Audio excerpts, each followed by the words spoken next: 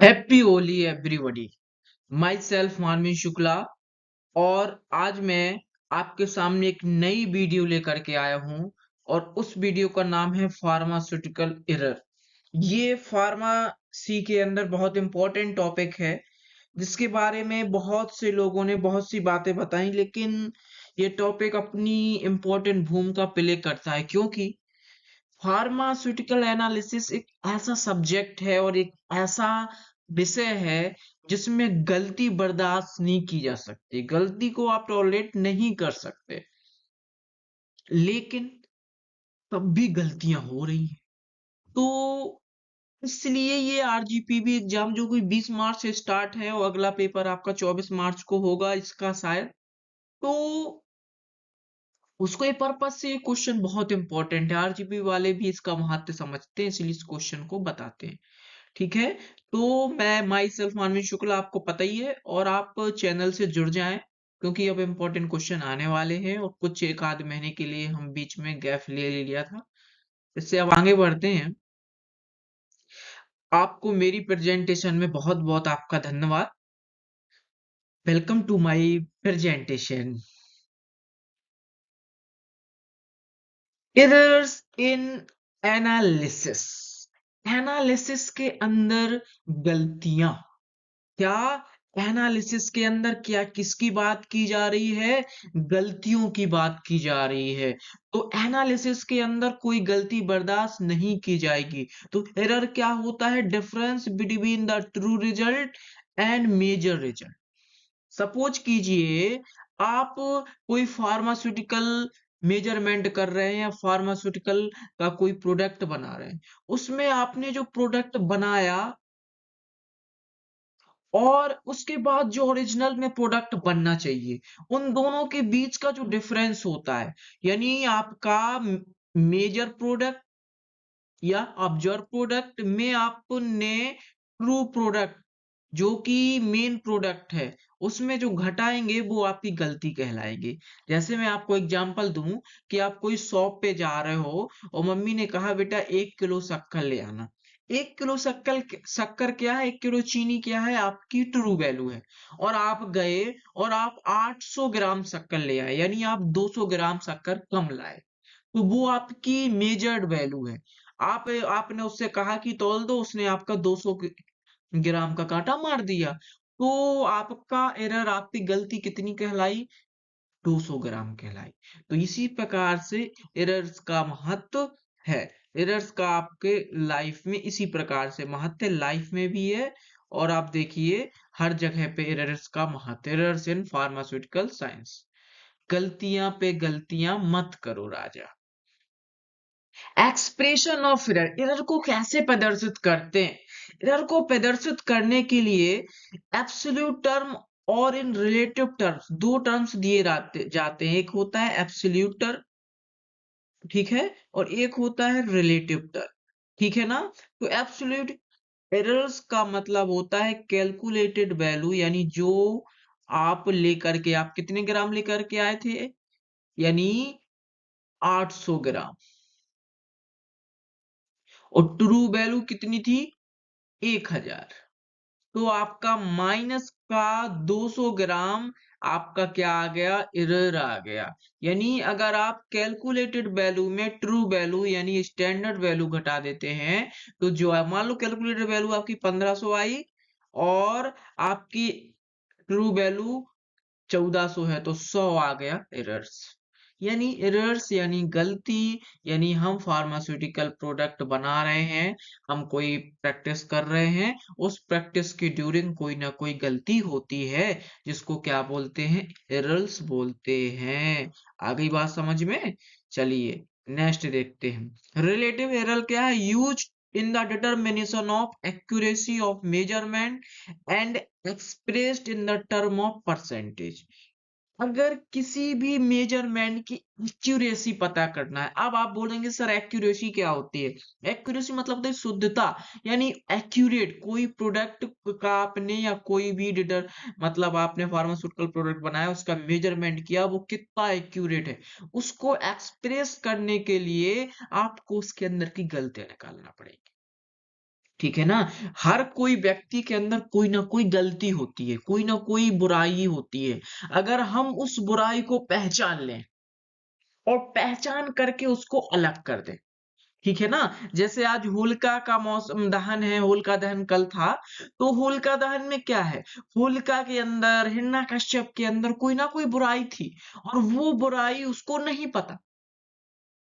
और अगर उसको बुराई पता होती तो वो भगवान से ही कंपटीशन ना करता, उससे बैर नहीं करता। इसलिए हर व्यक्ति को अपने अंदर की बुराई को पहचानना है, फिर उसको हटाना है। और यही बुराई अगर अपन फार्मास्यूटिकल एनालिसिस के अंदर हटा दें, तो आपकी एक एक्यूरेस मेजरमेंट बन जाएगा, आपका एक बहुत ही अच्छा स्टैंडर्ड प्रोडक्ट बन जाएगा। और अगर नहीं हटाएंगे, तो फिर पेशेंट का और आपका नुकसान होने वाला है। चलिए नेक्स्ट देखते हैं, रिलेटिव एरर क्या होता है? Absolute error upon true value into 100। क्या? एब्सोल्यूट एरर एरर और ट्रू वैल्यू में 100 का अगर मल्टीप्लाई कर दें तो आपका रिलेटिव एरर आ जाता है। आप इसको अच्छे से नोट कर लीजिए। कितने प्रकार के एरर्स होते हैं? देखिए, दो प्रकार के होते हैं, एक डिटरमाइंड और एक इनडिटरमाइंड। अब देखो ना, मैंने बताया ना, अगर कोई व्यक्ति के अंदर कोई गलती है और वो गलती आप पहचान लो, तो वो गलती सही है, कोई इतनी बुरी नहीं है, क्योंकि अपन उसको पहचान के और उसमें सुधार कर सकते हैं। लेकिन इनडिटरमाइन वाली गलती कैसी है?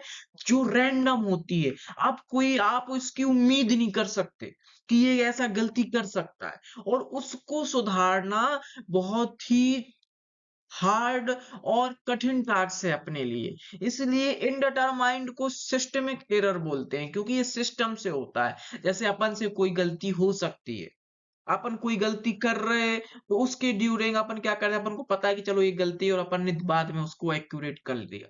पर्सनल अपन से हो सकती है, कोई मेजरमेंट की ड्यूरिंग कोई भी गलती हो सकती है। डिटरमाइन मतलब कोई ऐसी गलती जो अपन इसको सुधार सके, इसको डिटरमाइन कर सके। इनडिटरमाइंड जिसकी सुधारने की पॉसिबिलिटी बिल्कुल नहीं है। लेकिन जैसे रावण, रावण के अंदर बहुत अहंकार, हिरण्यकश्यप के अंदर बहुत अहंकार है। अहम ब्रह्मास्मि, मैं ब्रह्मा हूँ, मैं विष्णु हूँ, मैं महेश हूँ, मैं तीनों से श्रेष्ठ हूँ। यार, तुमने ब्रह्मा जी से छोटा सा वरदान क्या प्राप्त कर लिया? तुम ब्रह्मा जी से, विष्णु जी से अपनी तुलना करने लगे ना, व्हाट नॉनसेंस। उसी प्रकार से वो गलती इनडिटरमाइंड, रैंडम हो रही, उसको मतलब वो चीज का आभास ही नहीं है कि ये गलती है। अचानक तुमसे गलती हो जाए और उसको सुधारना भी बहुत कठिन है। डिटरमाइन मतलब आप अपनी गलती को सुधार सकते हो। Determine errors are caused by fault in the analytical procedure और इंस्ट्रूमेंट यूज इन एनालिसिस। जो आपकी डिटरमिनेशन वाली मिनेट एरर होता है, किससे होता है? By fault. क्या by fault? In analytical procedure. कोई भी आप एनालिटिकल प्रोसीजर परफॉर्म कर रहे हो, उस एनालिटिकल प्रोसीजर को परफॉर्म करते समय और इंस्ट्रूमेंट जिसका भी यूज कर रहे हो, जैसे आप ब्यूरेट का यूज करते हो, आप पिपेट का यूज करते हो, उसके समय आपसे कोई ना कोई गलती हो जाती है, और उस गलती को बोलते डिटर्मिनेशन एरर।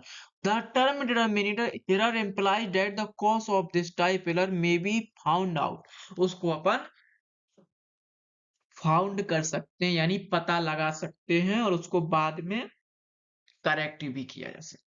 अगर कोई गलती ऐसी है जो डिटरमाइन हो सकती है, उसको करेक्ट करने में आपको कोई दिक्कत नहीं है, कोई परेशानी नहीं है। लेकिन ऐसी एरर जिसको अपन करेक्ट नहीं कर, determine error are systematic error, that is they are not random. ये कभी रैंडम नहीं होगी, ये सिस्टमिक एरर होगी। तो ये चीज को आपको ध्यान में रखना है। तीसरा क्या है? It depends on the error and how it enters into the calculation of the final result. Is this determined error could be result of incorrectly calibrated balance। ये किसका रिजल्ट होता है भैया? अपन ने कोई ना कोई गलती कर दी, कोई मापन के कैलिब्रेशन के समय। कैलिब्रेट बैलेंस, कैलिब्रेट का मतलब क्या होता है?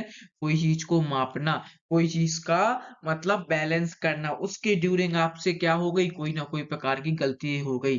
जैसे आपको 0.5 mg नापना था और आपने ज्यादा नाप दिया। 0 पॉइंट एक्चुअली 0.5 था, आपने 0.25 कर दिया। This error is reported as the absolute error, the absolute value of difference between the true and measure value. Absolute value the difference between the true और measure value के बीच का जो difference है.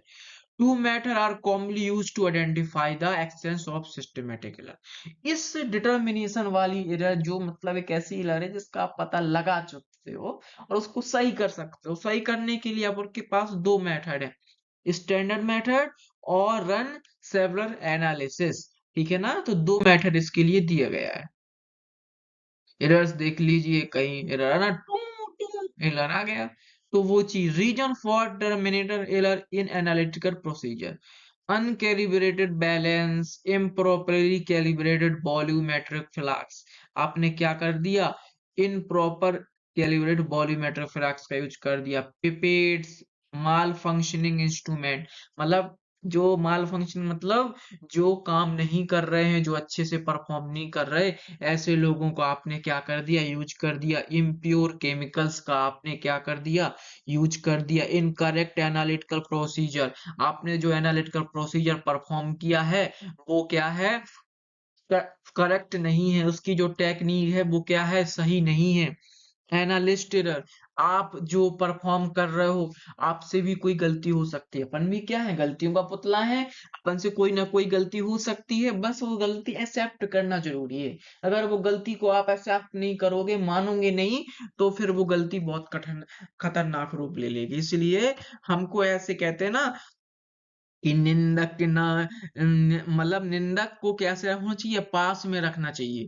तो मतलब जो निंदा करने वाले हों, जो अपनी गलतियां बताने वाले हों, उनको क्या रखो, पास में रखो, क्योंकि आप अपनी गलती पता कर सको. तो एनालिस्ट एरर हो गया incorrect analytical procedure. Incorrect analytical procedure मतलब आपने गलत प्रोसीजर यूज कर लिया. ठीक है ना.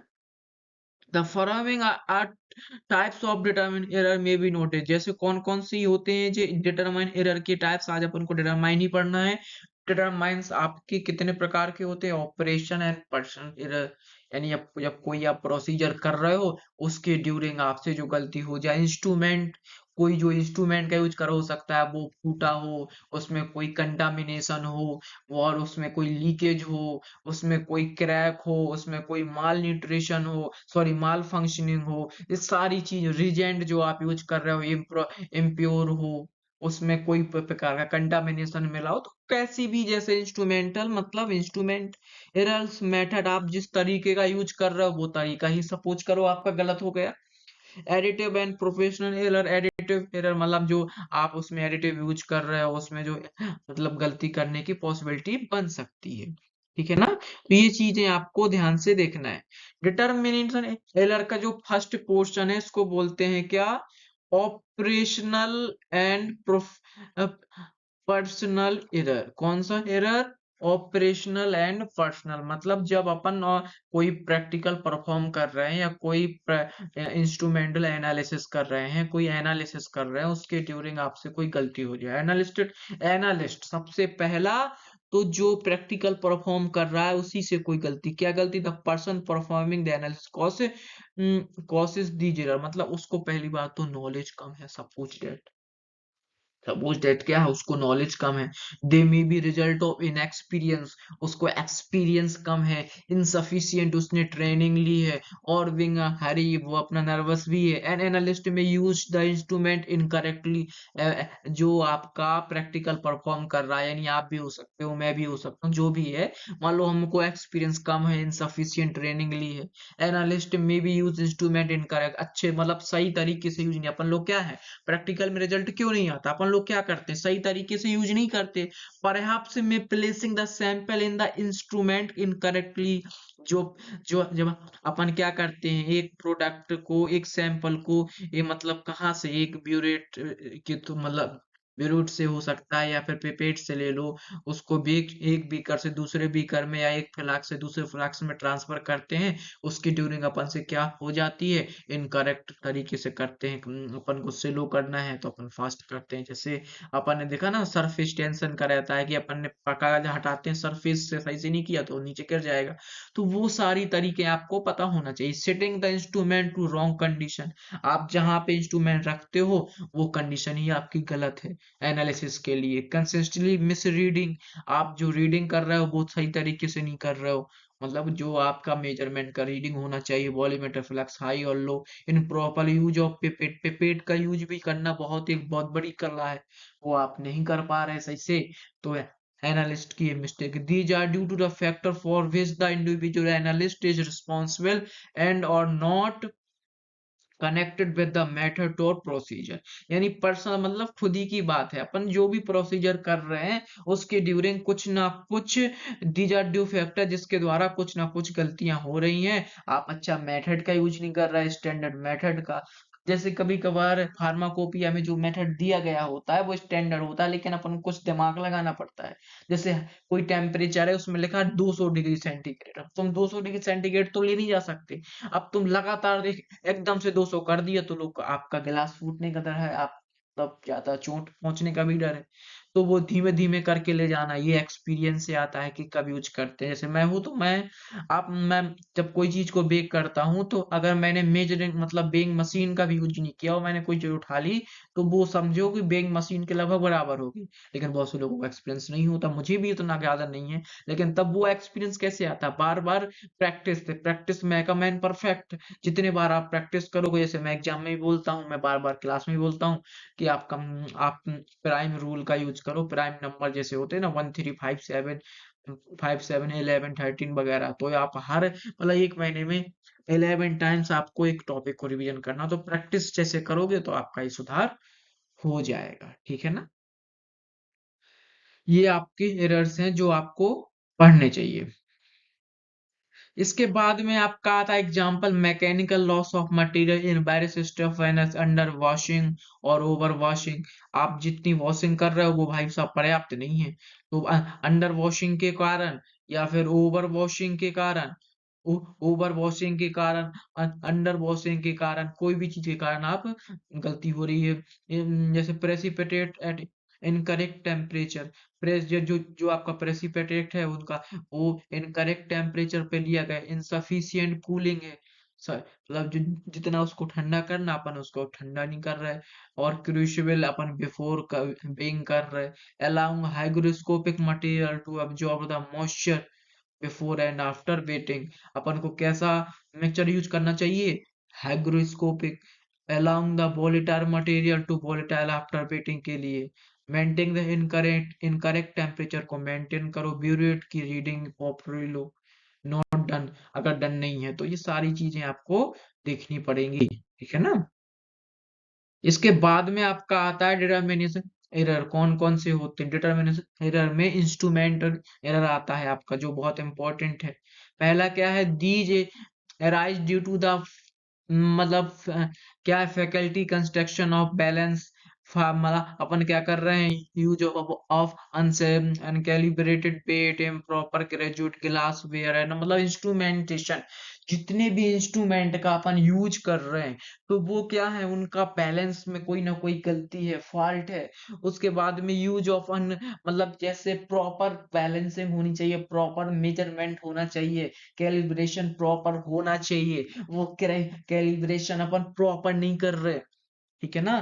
तो जब भी मेजरमेंट करो तो प्रॉपर तरीके से करो। Glassware improper graduated instrument, numerous error, faulty construction of balance, use of uncalibrated improper calibrated bit, incorrect instrument alignment, मतलब incorrect इंस्ट्रूमेंट, जिस इंस्ट्रूमेंट का यूज करना चाहिए उसका नहीं कर पा रहे हो, और जो ना करना चाहिए उसका यूज कर रहे हो। इसके बाद incorrect wavelength setting, incorrect wavelength का यूज कर रहे हो। इनकरेक्ट रीडिंग, मतलब अपन को जैसे यूवी वगैरह यूज करना तो ये सब रीडिंग आपको इनकरेक्ट है। Setting the read out, zero signal should read zero.